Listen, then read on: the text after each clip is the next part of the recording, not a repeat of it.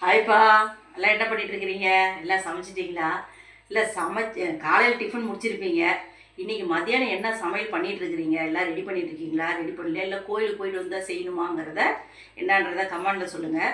பாருங்கள், அம்மா வீட்டில் எல்லாம் ரெடியாக இருக்குது.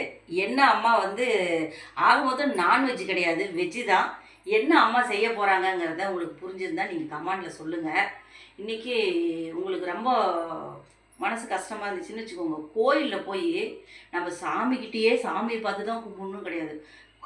கோயிலில் போய் காலை வச்சு நம்ம மிதித்து நம்ம உட்காந்து மனசார கண்ணை மூடி நம்ம மனசுக்குள்ளே என்னென்ன கவலை இருக்குதோ, ஏமா இப்படிலாம் என்ன பண்ணுறீங்க, எனக்கு குழப்பம், உளைச்சல், எனக்கு நல்ல நித்திரை கொடுங்க, இந்த மாதிரி எல்லாம் எங்கள் வீட்டுக்காருக்கு நல்ல வேலையை கொடுங்கங்கிறதெல்லாம் நீங்கள் நினச்சி நீங்கள் சாமி கும்பிட்டீங்கன்னாவே, கும்பிட்டுட்டு ஒரு விளக்கு போட்டதுலாம் ரொம்ப நல்லது. என்னடா அந்த அம்மா எப்போ பாரு சாமி கும்பிடுன்னு சொல்கிறாங்கன்னு நினைக்காதீங்க. என்னோடய வாழ்க்கையில் அந்த மாதிரி இருந்தது. எனக்கு மனசு ரொம்ப கஷ்டமாக வேதனையாக இருந்துச்சுன்னா எங்கேயும் யார்கிட்டையும் பேச மாட்டேன். நேராக கோயிலுக்கு போவேன், உட்காருவேன், சாமி கும்பிடுவேன். அப்புறமா அதுக்கப்புறம் வீட்டுக்கு வந்ததுக்கப்புறம் மனசு கொஞ்சம் ஆறுதலாக இருக்கும். அந்த சாமிகிட்ட நம்ம கவலையெல்லாம் மனிதர்கிட்ட எதுவுமே சொல்லாதீங்க, கடவுள்கிட்ட சொல்லுங்கள். இன்றைக்கி வெள்ளிக்கிழமை பாருங்கள், அம்மன் கோயிலில் பாட்டு பாடிட்டு இருக்கிறாங்க, இறக்கத்து காளியம்மன் கோயிலில். ஆனால் என்னால் உள்ளே போய் உட்காந்து 12-1 மணி வரைக்கும் நான் சாமி கும்பிட்டுட்டு பிரசாதம் வாங்கிட்டு நீ வர முடியாது. போவேன், எலுமிச்சம்பளம் வேலில் குத்திட்டு விளக்கு போட்டு சாமி கும்பிட்டு மனசார நின்று கொஞ்ச நேரம் நம்ம மனசுக்குள்ளே இருக்கிறதெல்லாம் கண்ணீர் விட்டு கூட நீங்கள் அழுது சாமி கும்பிட்டுட்டு அதுக்கப்புறமா நீங்கள் வீட்டுக்கு நம்ம சமையல் வேலை நீங்கள் பாருங்கள், கடன்னு வேலையாயிடும்.